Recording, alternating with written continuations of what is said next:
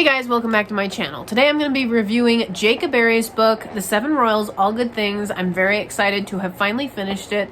There's Jacob Airey's name at the bottom right there. You guys can check out this book at the link in the description. I will have links so you can pick up a copy of this book for yourself. But before I get started with my review, please like this video, subscribe to the channel, and ring the bell to get notifications because it really helps my channel for you guys to do that. So basically what I want to talk about is what this story was about, what I liked about it. I was really quite surprised that the story was really good. So before we get into like my thoughts and what I thought about the book, I want to talk about what the plot was, just so you guys know. So this story is basically, it's about this prince named Jasher. He's coming of age. He's 18 years old. It starts on his birthday, and his kingdom is attacked, and his parents are killed, and the kingdom is conquered by King Midas and the evil Grand Magi. And they take over the kingdom, and Jasher is whisked away by this priest who was friends with his parents, who ends up putting him to sleep. So for 10 years, Jasher is put to sleep so that at the proper time, he will reawaken and be able to retake his kingdom. In order to retake his kingdom, he has to find the other 6 of the 7 royals so that they can attack and use their combined forces to retake the kingdom. So that's the plot of the story. I really enjoyed how Jacob took a lot of different fairy tale characters, because that's the other part of the story. It's a bunch of fairy tale characters with kind of some new ones that he created. Jasher isn't really a character who you find in the fairy tales necessarily, but he ends up, interacting with Rapunzel and interacting with Belle from Beauty and the Beast. Even Aurora shows up. One thing I really liked that Jacob did was he took these characters and he kept some of the original names, and with others that he changed them and had them use different names or used their aliases as middle names, or just different things like that I thought was really interesting, how he handled that there to make it seem like it was a fresh new story while still holding to some of the fairy tale plots. Very reminiscent, quite frankly, of the ABC series Once Upon a Time, which I was a big fan of for a while until the show, went off the deep end, as is the norm with many TV shows these days. So Jasher sets out. He's reawakened after 10 years. He sets out to find the other 6 royals and then ultimately to reconquer his kingdom. So the positives, because there are quite a few. There is a point in the book, and I was super excited about this. This is probably the best part of the book, coming towards the end, where I really don't want to spoil it because I want you guys to actually read it. But there's a plot twist, and I wanted to like high five Jacob when I got to this point, because I didn't expect Jacob to come up with something like this, and I was actually really surprised. And I find that hard to do, because usually I'm very cynically like, oh, I can see where that's going there, and I'm not surprised. And I did with certain elements in the book. I was like that, because that's just that's just Kelly. But there was a point towards the end of the book where there was a plot twist, and I was like, oh my gosh, that's like hardcore. What?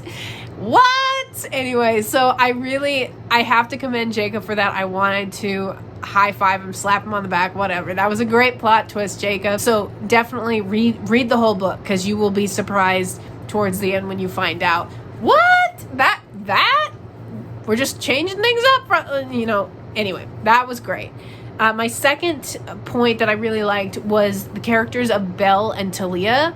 Belle is obviously Belle from Beauty and the Beast, and Talia, she ends up being Aurora from Sleeping Beauty, although she never actually takes that name in this book. Yeah, there's a little bit of spoilery stuff in here, but I just wanted to say those 2 characters were my favorite characters, because Belle had a very different personality from what you guys might consider the traditional version of that story that you might have seen with like the Disney versions of the story or whatnot. She had much more of an attitude. She was much more of a fighter. She was not, willing to go along with Jasher. She bucked authority and all of that.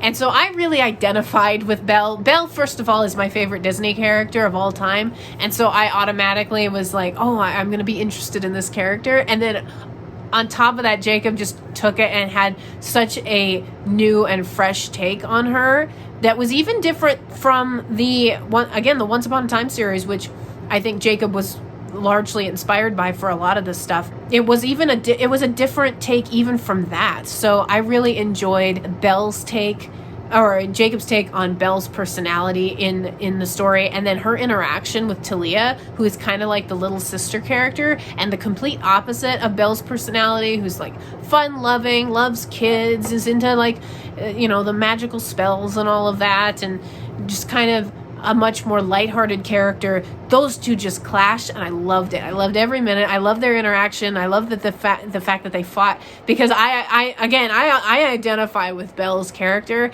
and I also clash with people who have Talia's personality, and so I loved that. That was the highlight of the book for me, the plot twist and Belle versus Talia, and they end up kind of becoming friends towards the end, which I also enjoyed as well. The third thing that I want to talk about that I really have to commend Jacob for is he really took time to develop the villain. He spent a lot of time with the villain and kind of getting into the villain's head and where he was coming from.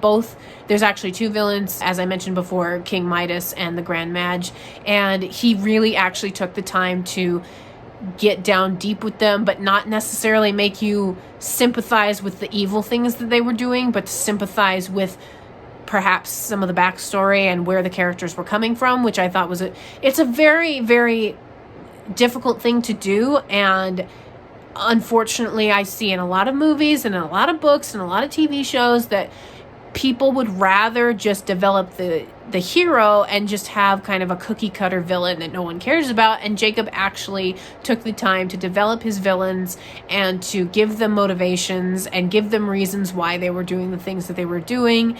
And I just really have to commend Jacob for really taking the time to work on those villains. And I hope he continues to do that in the future with future books. So those are my three major positives for Jacob. This next one I want to talk about is a positive and also a negative.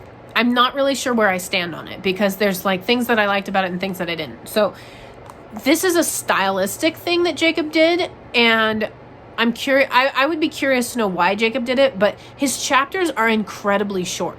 So this book is like almost 60 chapters or so, and each of the chapters is like 3 or 4 pages. And so I thought that was an interesting way to go. It's interesting because I think it could be a good thing in the sense that it's really easy to just sit down, read a couple pages, and then you're done. But I would have wondered why, perhaps there might have been ways to combine certain chapters into maybe something that's a little bit longer so that you get a little bit of a bigger bite of the story, while still retaining like the nice, easy, short chapters that are actually, it's nice sometimes, to have a shorter chapter so you're not sitting there and feeling like, oh man, I'm going to be bound to this chapter for an hour and still never finish it if you're a slower reader like myself. So I liked the shorter chapters, and then I also feel like maybe the chapters were a little bit too short and could have gone a little bit longer. But again, it wasn't really a like or a dislike. It was just it was a curiosity of mine as to why he went that route. And I know he was writing this for more of a younger teen audience. Perhaps that it was a tactical decision on his part to try and get the younger audience to feel like, oh, this isn't that hard to read kind of thing. But I would be interested to hear from Jacob. I'll probably end up asking him, or he'll watch this video and he'll give me an explanation for why he did that. I really recommend you guys pick up a copy of The Seven Royals, All Good Things by Jacob Airey. Very good book. Like huge plot twist at the end, so you guys are really missing out if you don't have a copy. I'm pretty sure Jacob is working on a sequel right now, so pick up a copy so that you have read it in time for his next book to come out. And please like the video, subscribe to the channel, ring the bell to get notifications. Check out the link in the description so that you can pick up a copy of Jacob's book, and I will talk to you guys on the next video.